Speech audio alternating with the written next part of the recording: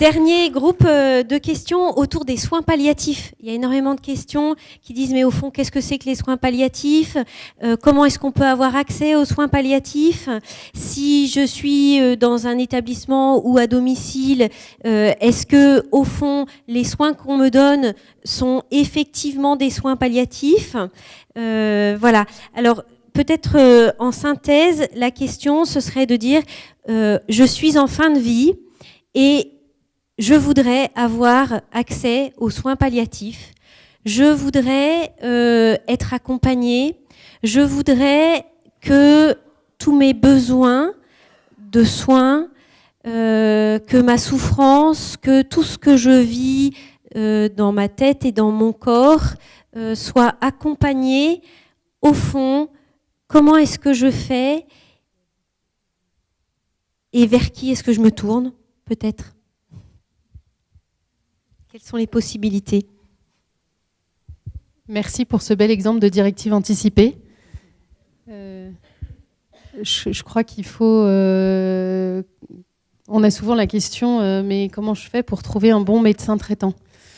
Voilà, un bon médecin, c'est un médecin qui fait son boulot. Et puis après, le bon, ça va être en fonction de chaque personne. Il y a des gens qui ont besoin d'être rassurés, il y a des gens qui ont besoin d'être... examinés, il y a des gens, bon, voilà. Les soins palliatifs, nous, à Briare, on n'a pas de lit identifié de soins palliatifs. Mais comme vous avez pu le comprendre, aujourd'hui, on est très attaché à faire du soin palliatif et du soin palliatif de qualité.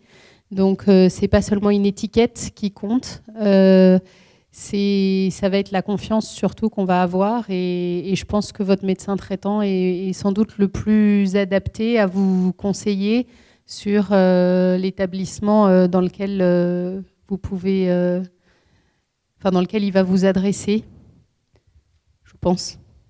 David et Marc, peut-être ? Non, je voudrais ajouter qu'on peut aussi, cela a été dit, choisir de vouloir mourir chez soi. Et dans ce cas-là, il existe des services d'hospitalisation à domicile qui ont des compétences en soins palliatifs. Et le médecin traitant, comme l'hospitalisation à domicile, peut faire appel à l'équipe d'appui en soins palliatifs, départementale d'appui en soins palliatifs.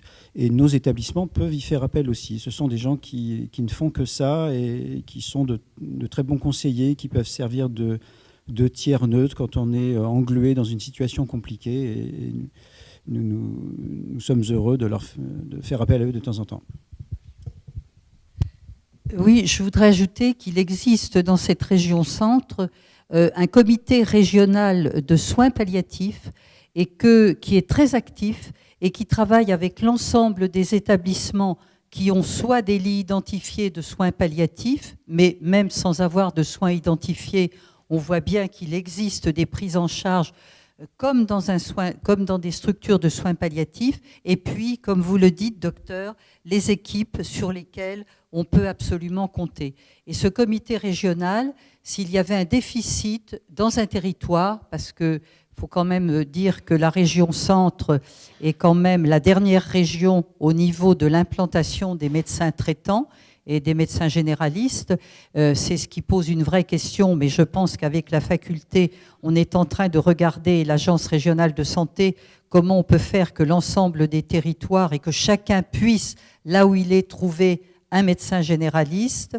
C'est pas encore acquis, mais je pense qu'on va y arriver et les associations d'usagers militent dans ce sens. Et ce comité régional de soins palliatifs est tout à fait à l'écoute de toutes les demandes et en lien avec l'ARS de regarder s'il y avait un déficit sur un territoire donné, comment on peut y apporter une réponse. Merci.